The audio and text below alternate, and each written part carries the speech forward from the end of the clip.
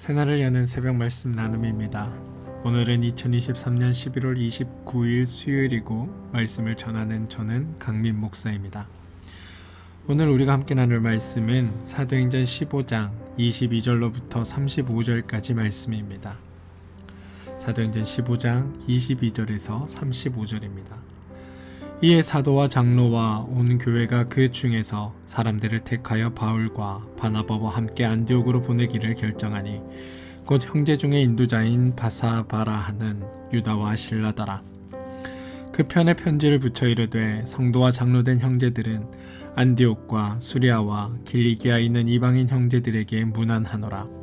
들은즉 우리 가운데서 어떤 사람이 우리의 지시도 없이 나가서 말로 너희를 괴롭게 하고 마음을 혼란하게 한다 하기로 사람을 택하여 우리 주 예수 그리스도의 이름을 위하여 생명을 아끼지 아니하는 자인 우리가 사랑하는 바나바와 바울과 함께 너희에게 보내기로 만장일치로 결정하였노라. 그리하여 유다와 실라를 보내니 그들도 이 일을 말로 전하니라.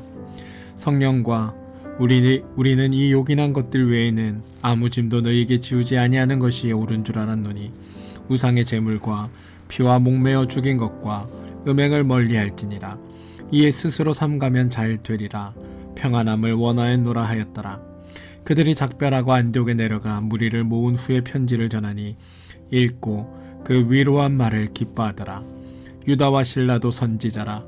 여러 말로 형제를 권면하여 굳게 하고 얼마 있다가 평안히 가라는 전송을 형제들에게 받고 자기를 보내던 사람들에게 돌아가되 바울과 바나바는 안디옥에서 유하며 수다한 다른 사람들과 함께 주의 말씀을 가르치며 전파하니라.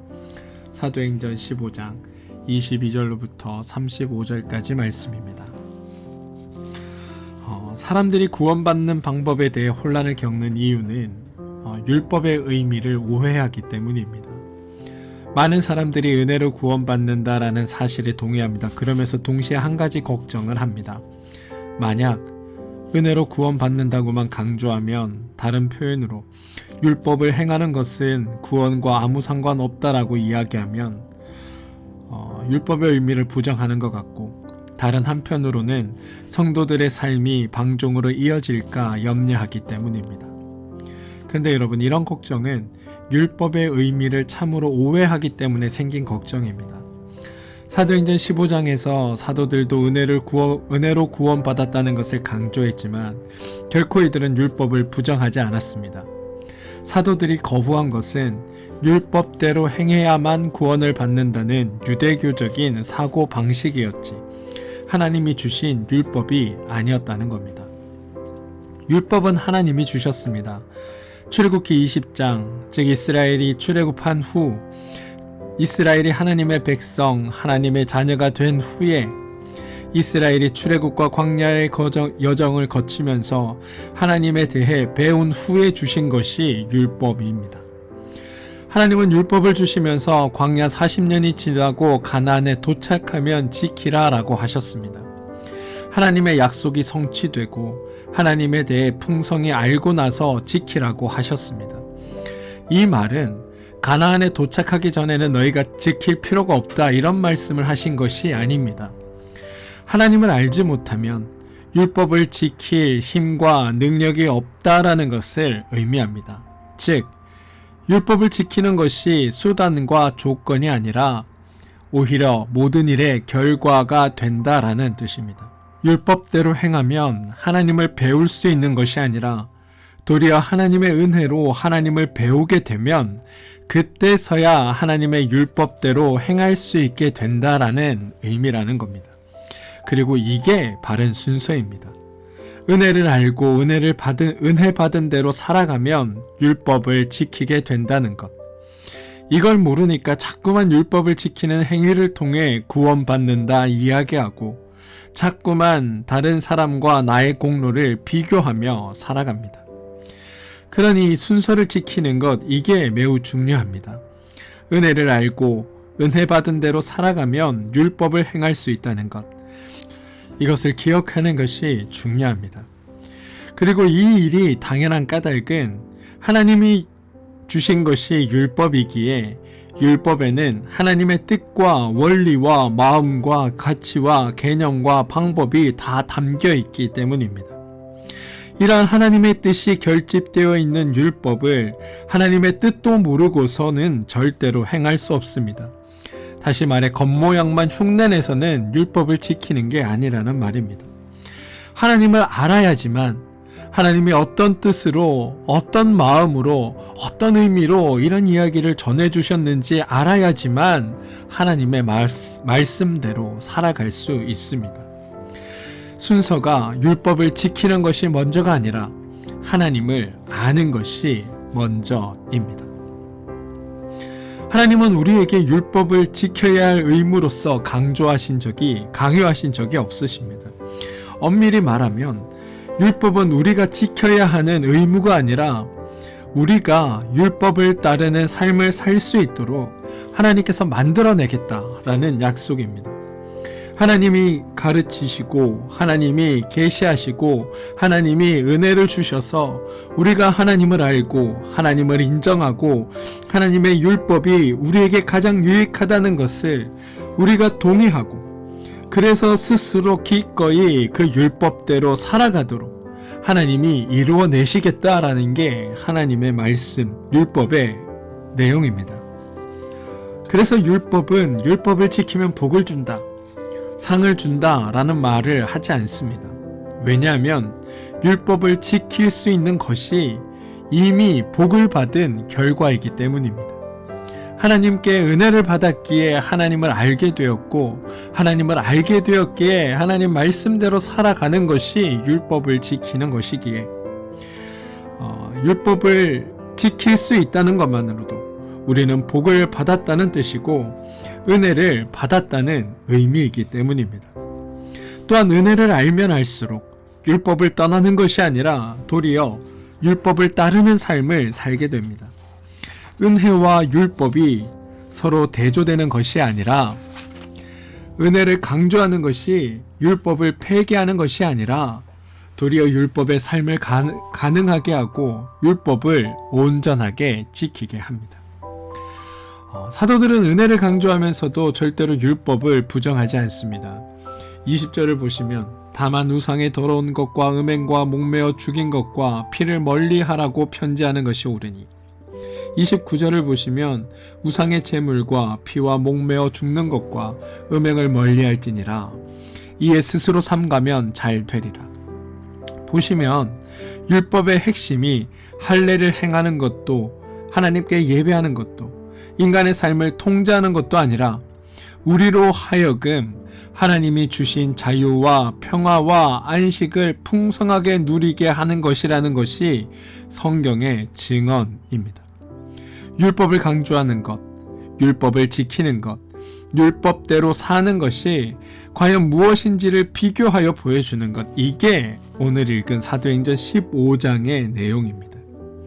중요한 것은 은혜가 무엇인지 율법의 의미가 무엇인지를 바르게 아는 것에 있습니다.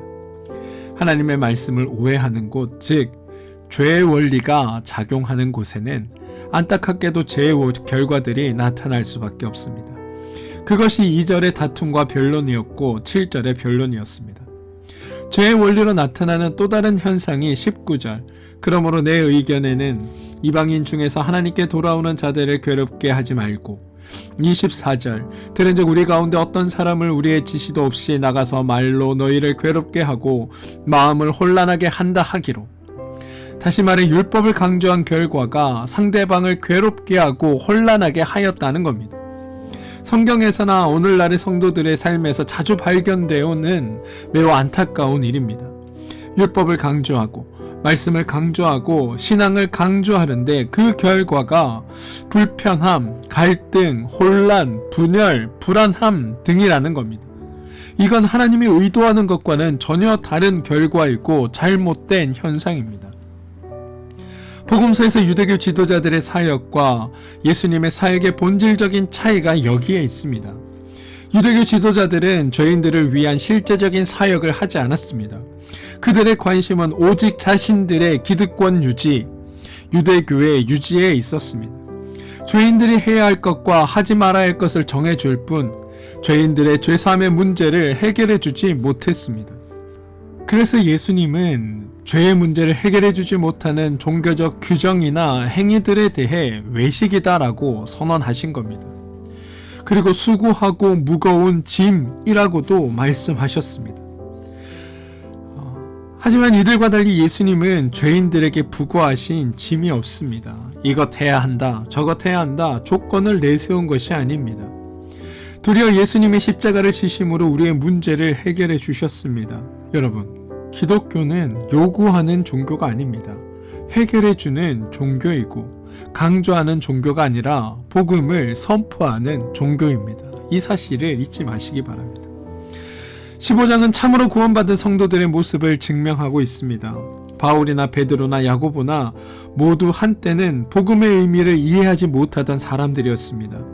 바울은 복음을 전하는 자들을 잡으려고 다니던 사람이었고 베드로와 야고보도 사도행전 정반부에서 독선과 아집과 교만이 가득 차서 사도와 집사를 구분하는 일에 앞장섰던 사람들입니다. 그런데 하나님의 은혜를 알아가고 하나님의 말씀을 알아가면서 이들이 달라지고 새로워졌습니다. 분열을 만들어내던 주체에서 이제 화해와 일치를 강조하고 있습니다. 이방인들을 위해 앞장서서 변호하고 이방인들을 위하여 친히 동료들을 파송하는 수고를 마다하지 않습니다. 여러분, 파송받는 사도들이 이방인들을 만나 전해준 내용이 28절입니다. 성령과 우리는 이 요긴한 것들 외에는 아무 짐도 너희에게 지우지 아니하는 것이 옳은 줄로 알았노니 우상의 제물과 피와 목매어 죽은 것과 음행을 멀리할지니라. 멀리하라고 지적한 세 가지도 단순한 금지가 아닙니다.